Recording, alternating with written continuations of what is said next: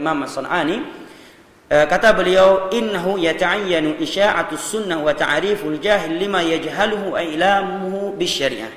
Merupakan sebuah kewajiban menerapkan, menghidupkan sunnah-sunnah Nabi SAW yang tidak diketahui oleh keumuman manusia, agar orang-orang yang tidak mengetahuinya dapat mengetahuinya, dan agar manusia mengetahui isi syariat ini.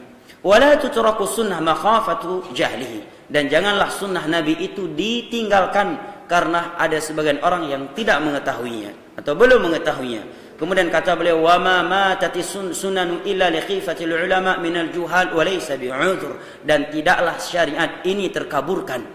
Sunnah Nabi SAW itu terbenam kecuali dikarenakan sebagian yang menyampaikan ilmu itu takut kepada orang-orang jahil, dan itu bukan uzur. Ya. Ingin menyampaikan, hana mangat.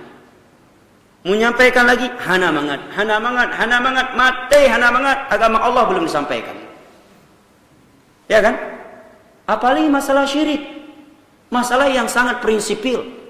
Dikarenakan Nabi membahas syiriklah Nabi diusir dari Mekah.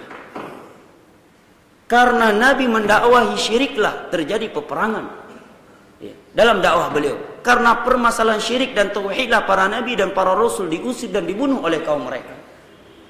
Andai kata Nabi muncul di Mekah hanya sekedar ayo salat, ayo zakat, ayo haji, ayo umrah, tidak akan ada yang memusuhi Nabi. Andai kata dakwah Nabi sekedar mengajak kepada akhlak yang mulia, maka tidak akan ada yang memusuhi dakwah Nabi. Karena kaum musyrikin di masa itu haji, mereka umrah, mereka puasa, mereka salat. Tetapi begitu Nabi mengajarkan salat yang benar, maka mulailah mereka terbakar jenggotnya.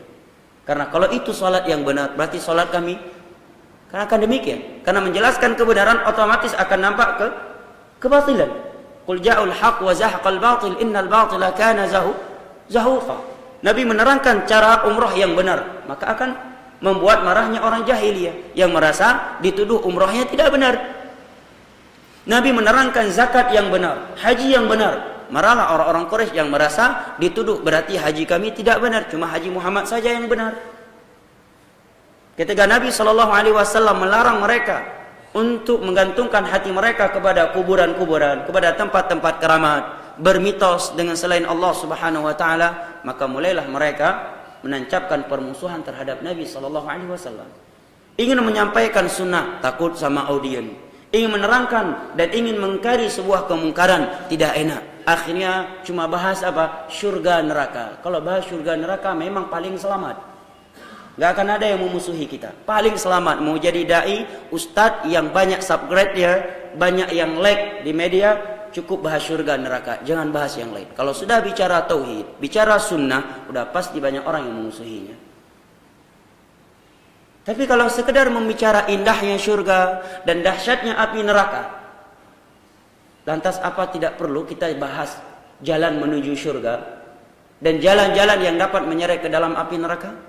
Kalau sekedar menjelaskan isi surga, menjelaskan dahsyatnya neraka, lantas tidak dijelaskan syirik, bahayanya bidah, maksiat, ini namanya pembingungan dan khianat terhadap manusia. Karena kita biarkan mereka dalam kebingungan. Kita suruh mereka masuk surga, kita suruh mereka untuk menyelamatkan diri mereka dari neraka, tetapi tidak kita terangkan bagaimana cara untuk masuk surga dan bagaimana cara menyelamatkan diri dari api neraka. Dan kalau kita melihat kepada dakwah Nabi, isi dakwah Nabi bukan sekedar fadilah amal. Isi dakwah Nabi bukan sekedar bahas akhlak. Tetapi 13 tahun Nabi di Makkah belum mengharamkan khamar, belum mengharamkan riba. Ya, Nabi belum memerintahkan salat dengan sempurna. 13 tahun yang beliau benah, yang beliau luruskan adalah masalah akidah dan prinsip beribadah. Setelah pindah ke Madinah, baru beliau menganjurkan dan mensyariatkan, Allah mensyariatkan melalui Nabi SAW ahkam. Sekarang bagaimana kita perintahkan mereka ayo salat, tapi sifat salat Nabi tidak diterangkan. Semangat berwudu, sifat wudu Nabi tidak diterangkan. Semangat umrah, sifat umrah Nabi tidak dijelaskan. Semangat haji, sifat haji Nabi tidak diterangkan. Kita harus memiliki akidah Islamiyah, tapi akidah Islamiyah tidak diterangkan yang sesuai dengan Al-Quran dan Sunnah.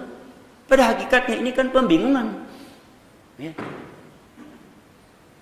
Sedangkan Nabi SAW menyatakan, "Ma min syai'in yuqarribukum ilal jannati illa wa qad bayyantu, wa ma min syai'in yuba'idukum 'anil nar illa qad bayyantu." Tidak ada sesuatu yang mendekatkan kalian kepada surga kecuali telah aku terangkan. Dan tidak ada sesuatu yang dapat menjauhkan kalian dari neraka Allah melainkan telah aku terangkan. Dan dosa yang paling berbahaya adalah syirik, karena syirik dapat menjadikan pelakunya kekal di dalam api neraka. Dapat menghapuskan ibadah-ibadah yang pernah dia lakukan seumur hidupnya.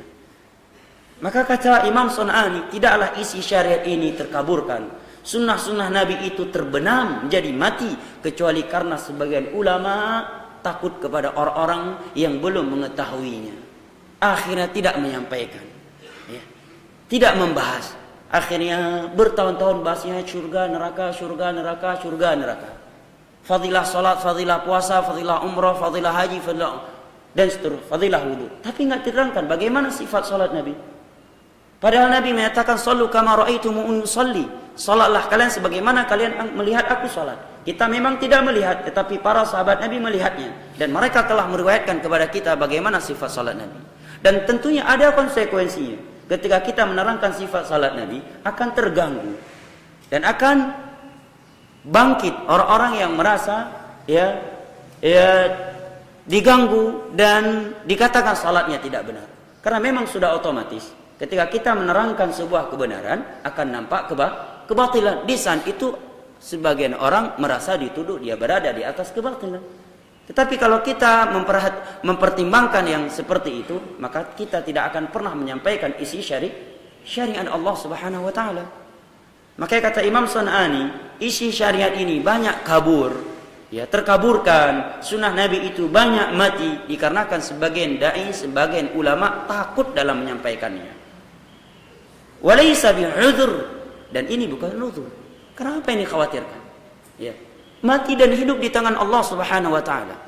Rasulullah sallallahu alaihi wasallam bersabda, "Wa'lam anna al-ummata law ijtama'u 'ala an yanfa'uka bi syai'in lam yanfa'uka illa bi syai'in qad katabahu Allahu lak, wa law ijtama'u 'ala an yadhurruka bi syai'in lam yadhurruka illa bi syai'in qad katabahu Allahu 'alaik."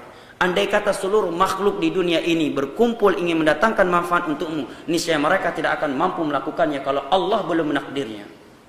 Dan jika manusia seluruhnya berkumpul bersatu padu ingin membunuh kamu, ingin mendatangkan mara bahaya kepadamu, itu tidak akan pernah terjadi kalau belum ditulis di dalam takdir Allah Subhanahu wa taala. Oleh karena itu Allah menyebutkan sifatnya para ulama dalam Al-Qur'an, di antaranya alladzina yuballighuna risalatillahi wa yakhshawnahu wa la yakhshawna ahadan illallah wa kafa billahi wakila wa kafa billahi hasiba. Sesungguhnya mereka para ulama adalah orang-orang yang berani menyampaikan agama Allah. Mereka itu hanya takut kepada Allah dan tidak takut kepada siapapun kecuali hanya kepada Allah, dan cukuplah Allah sebagai tempat mereka bergantung diri, memohon pertolongan. Maka kata Imam Sun'ani, ya, sunnah Nabi itu banyak mati, isi syariat banyak terkaburkan dikarenakan sebagian orang takut dalam menyampaikannya.